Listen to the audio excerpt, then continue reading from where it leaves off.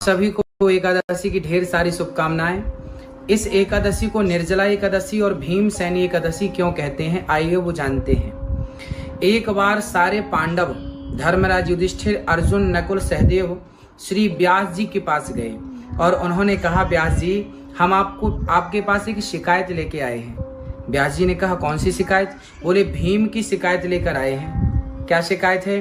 बोले, ये भीम जो है ये एकादशी नहीं करता। तब व्यास जी ने भीम से कहा, भीम आप एकादशी क्यों नहीं करते? तब भीम ने कहा, क्या बताऊं भगवान, मुझे बहुत जोर की भूख लगती है और मैं बिना खाए रह नहीं सकता, सो मुझे एकादशी में कोई रुचि नहीं है।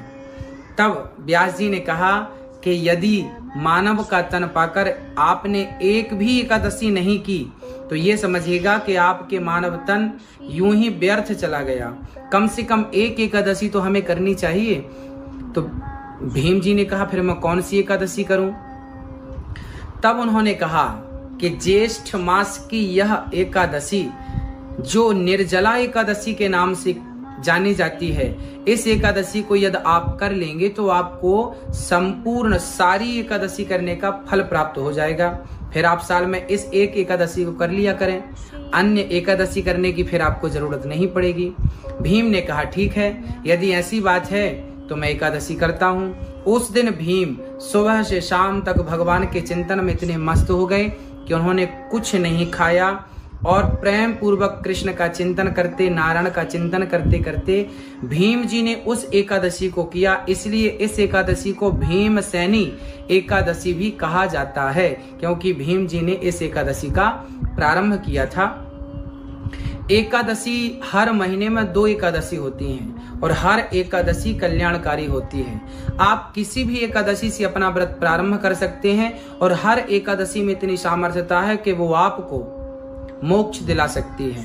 मानव तन को प्राप्त करके व्रतों में सबसे श्रेष्ठ व्रत एकादशी का है। इसलिए हम सभी परिवार में सभी लोगों को, यदि कोई बुजुर्ग है तो उसको छोड़कर, बच्चे हैं उनको छोड़कर, यदि सामर्थ्यता है तो हम सभी को रोज हर महीने की हर एकादशी का पालन करना चाहिए। एकादशी के दिन सबसे पहले जल्दी उठ जाएं, स्नान करें, सूर्य भगवान को जल चढ़ाएं और प्रेम पूर्वक भगवान का चिंतन। लड्डू गोपाल जी को स्नान कराना, दूध से, दही से, घी से, शक्कर से, शहद से स्नान कराओ, पंचामृत से बढ़िया उन्हें तुलसी का दल चढ़ाओ। एकादशी के दिन क्या करना है कि तुलसी पहले ही एकादशी के पहले, जैसे आज एकादशी है तो एक दिन पहले हमें तुलसी तोड़ लेनी चाहिए और तुलसी से एकादशी के दिन गोपाल जी का अभिषेक करना चाहिए। बढ़िया, कृष्णाय नमः, नारायणाय नमः, नारायणाय नमः, नारायणाय नमः। आप इस प्रकार से भगवान को पुष्पों की पंखुड़ी से भी अभिषेक कर सकते हैं। आप पंखुड़ियां तोड़ लें और नारायणाय नमः गोपाल जी को चढ़ाएं और प्रेम पूर्वक कीर्तन करें। श्रीमन नारायण नारायण का कीर्तन करें। पूरे घर के लोग कीर्तन करें, प्रेम से, भाव से कीर्तन में झूमें और लोगों को भी कीर्तन कराएं और लोगों को भी कीर्तन करने की प्रेरणा दें। और इस प्रकार एकादशी पूर्ण होने पर द्वादशी के दिन अर्थात दूसरे दिन चावल जरूर खाएं। दूसरे दिन चावल खा के ही एकादशी का व्रत पूरा करना चाहिए। एकादशी के दिन चावल नहीं खाना चाहिए, पर द्वादशी के दिन चावल खा के ही व्रत को पूरा करना चाहिए, त्रयोदशी लगने के पूर्व। ये संपूर्ण एकादशी की महिमा आपको सुनाई गई। अधिक से अधिक कीर्तन, भगवान से सच्चा प्रेम ही सच्चा व्रत है। आप सभी को एकादशी की पुनः शुभकामनाएं। जय श्री कृष्णा, जय श्री राधे। श्यामली ठाकुर जी का प्रश्न है, एकादशी का व्रत शुरू करना है तो कैसे करें? एकादशी का व्रत किसी भी एकादशी से स्टार्ट कर सकते हैं। आने वाली जो भी एकादशी है, वैशाख मास की जो एकादशी आने वाली है, इसी भी एकादशी पर आप अपना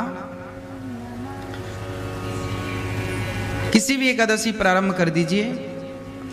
कोई ये निश्चित नहीं। दीपावली के बाद जो बड़ी एकादशी आती है वो श्रेष्ठ एकादशी है, देवउठनी एकादशी बोलते हैं, परंतु किसी भी एकादशी से एकादशी का व्रत किया जा सकता है, कभी से भी। गुरुजी राधे राधे।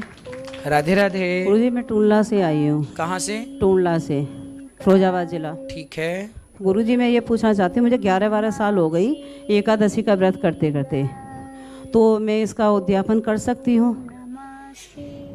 अब नहीं सदता व्रत क्या? नहीं, व्रत तो मैं रह रही हूँ, वैसे बताते हैं ना करें करना चाहिए, तो मैं ये आपसे पूछना चाहती हूँ। उद्यापन का मतलब क्या होता है? बहुत लोग कहते हैं ना कि उद्यापन करना चाहिए, नहीं तो मृत्यु हो जाती है, तो फिर उद्यापन कैसे करोगे, क्या फिर तो वो लटकी रह जाती है एकादशी, तो इसके बारे में पूछना चाहती तो हूँ। कहाँ लटकी रह जाती है फिर? सब लोग बताते हैं गुरुजी। तो सब लोगों की बातें क्यों सुनते तो हैं? इसीलिए मैं आपसे पूछना चाहती हूँ कि मैं गुरुजी से पूछूं। उद्यापन करना के उद्यापन का अर्थ होता है कि उस व्रत को पूर्ण कर देना, रोक देना जी। छोड़ देना। उद्यापन मीन्स स्टॉप। ठीक है, यदि उद्यापन करना ही है, छोड़ना ही है, जी। तो एकादशी को क्यों? झूठ का उद्यापन कर लो, कपट का उद्यापन कर लो, क्रोध का उद्यापन कर लो। ना जाने कितनी बुराइयां हमारे अंदर हैं। पूछो दुनिया वालों से कि एकादशी का उद्यापन तो करने लग गए, बताओ कि अपनी बुराइयों का उद्यापन कब करोगे, कब छोड़ोगे अपनी बुराइयां? इसलिए अच्छे काम में लोग जरूर, अक्सर कोई मर जाए घर में तो चाय पीना नहीं छूटेगी, खाना पीना नहीं छूटेगा, पर व्रत उपवास पहले छोड़ दो। मतलब कितनी घटिया लोगों की सोच हो गई है। कोई मर जाता है ना घर में तो लोग खाना नहीं छोड़ते, निंदा चुगली बुराई नहीं छोड़ते, पर एकादशी के दिन कोई मर गया, अब एकादशी छोड़ दो। जन्माष्टमी को मर गया, अब जन्माष्टमी छोड़ दो। रामनवमी को मर गया, रामनवमी छोड़ दो। तो क्या रामनवमी को मरा था तो आप लोग रामनवमी को खाते नहीं है? नहीं गुरुजी, व्रत तो हम लोग रहते हैं पर पूजा नहीं करते। चाय सारी पूजा करनी, पूजा क्यों छोड़ दी? सवाल हमारा आपसे नहीं ये कहते हैं ना सूतक लग जाते तो पूजा नहीं करनी चाहिए। सूतक 13 दिन तेरही होने के बाद, अच्छा, तेरही होने के बाद कर सकते हैं सब चीजें। पर कुछ लोग ना 10 साल पहले एकादशी को कोई मर गया था तो अभी तक एकादशी नहीं कर रहे हैं। ऐसा भी लोग आप देखे होंगे।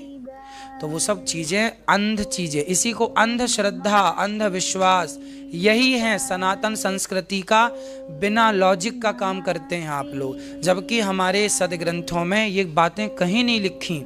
हमारे यहाँ तो श्रद्धा को महत्व दिया है और भगवान की भक्ति तो कभी नहीं छोड़ना। कोई मरे कोई जिए, ये तो परमात्मा की खेती है। उद्यापन एकादशी का नहीं, झूठ कपट का। जिस दिन मरें उस दिन भी एकादशी करके ही मरें। और एकादशी कहीं लटकी नहीं रहती। ये लोगों की जो झूठी बातें हैं ये निकाल दो अपना कचरा दिमाग से। इसीलिए तो मैंने आपसे पूछने के लिए खड़ी हुई। ठीक है, जो आपसे कहे उससे कहना कि करने दो हमें एकादशी। तुम्हारे घर आ रहे हैं फलाहार करने। गुरुजी एक सवाल और है। बोलो। गुरुजी आप जैसे बच्चे सब हो जाए तो ये माता कैसे यहाँ पे आई थी? हाँ? जो जैसे आप जैसे बच्चे हो तो जैसे ये सब बच्चे ऐसे हो जाए, माता क्यों भटकती फिरे? सब बच्चे हो जाएं तो बहुत अच्छी है, अच्छी बात है। गुरुजी आप पहले से ये संस्कार होते आपके, आप आते तो ये मतलब ये माता ऐसे नहीं भटकती। आज मैंने रोते हुए माँ को बहुत देखा, बहुत मैं भी उनके साथ में रोई गए। जी जी जी। मुझे बहुत दुख लगा। मैंने बच्चे कैसे हैं जो अपनी माँ को नहीं रख रहे हैं, तो ये कैसे ऐसे संसार चलेगा? देख लीजिए अब संसार का ये हाल है। जो इस बात में मुझे बहुत दुख हो रहा है कि मैं माता को ऐसे निकाला जा रहा है, तो कैसे ऐसे संसार चलेगा? देख लीजिए अब हम तो देखो जो हम बन पड़ता है, समझाते भी हैं आपको, संस्कार भी देते हैं आपके बच्चों को और करते भी हैं। हम तो कह के भी बताते हैं और करके भी बताते हैं। गुरुजी आप भी तो माँ के बच्चे हो ना? बिल्कुल। तो ऐसे बच्चों को सबको ऐसे सोचना चाहिए। देख रहे हो टीवी पे, चैनलों पे, सब पे। हाँ। तो ये क्या देख रहे हैं? तो ये बच्चे जो देख रहे हैं ना, वो लोग अच्छे हैं। जो कथा सुन रहे हैं वो अपनी माँ को नहीं निकाल रहे हैं। जो कथा से दूर हैं, अभी कोसों दूर हैं, वही ऐसे उत्पात मचा रहे हैं। और मैं गारंटी लेता हूं कि वो बच्चे जिन्होंने अपनी माँ को छोड़ दिया, यदि वो भी कथा सुनने लग जाएं तो आज के आज उनके अंदर भी श्रद्धा जाग जाएगी माँ के प्रति।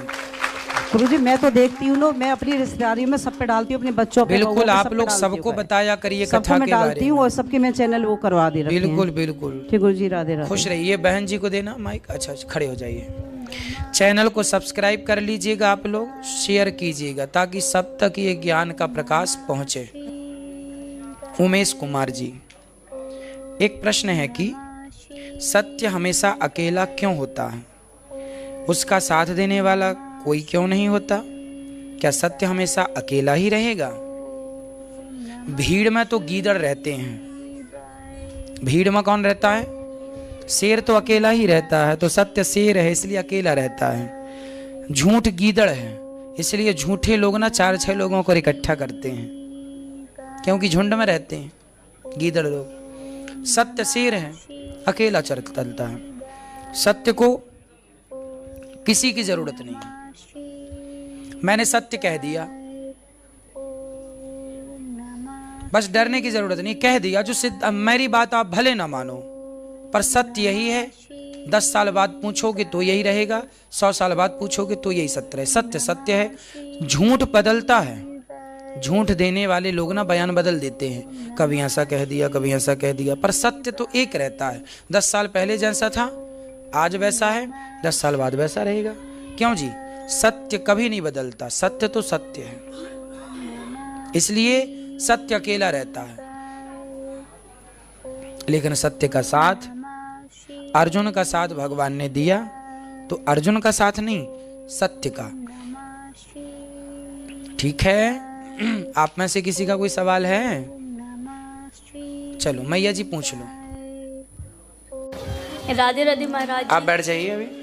राधे राधे। मेरा ये क्वेश्चन था, जैसे कि फैमिली में यदि किसी की डेथ हो जाए तो उस टाइम पे कोई व्रत कर सकते हैं? फैमिली में कोई डेथ हो जाए तो व्रत कर सकते हैं, मतलब जिस तिथि को डेथ हुई उस तिथि का व्रत ना, जैसे एकादशी को डेथ हुई, जैसे उस मतलब ये 13 दिन रहते हैं ना उस टाइम में। अच्छा, 13 दिन के पीरियड में कोई व्रत आ गया तो करें कि नहीं? तो देखो उस टाइम पे व्रत अपना करना चाहिए, पर कैसे? उस टाइम पे जैसे आप माना कि एकादशी का व्रत करते थे और कोई चला गया, तो आप एकादशी बीच में आई तो आप व्रत तो रहें, अर्थात कुछ ना खाएं, कुछ ना खाएं, अन्न ना खाएं, चावल ना खाएं, रोटी ना खाएं, उसके अतिरिक्त फल फूल खा के अपना व्रत करें। लेकिन उस दिन जो आप पूजा करते थे भगवान की, अभिषेक इत्यादि, वो ना करें। प्रक्रिया पूरी विस्तार से, पर व्रत तो रहें, खाएं ना भाई।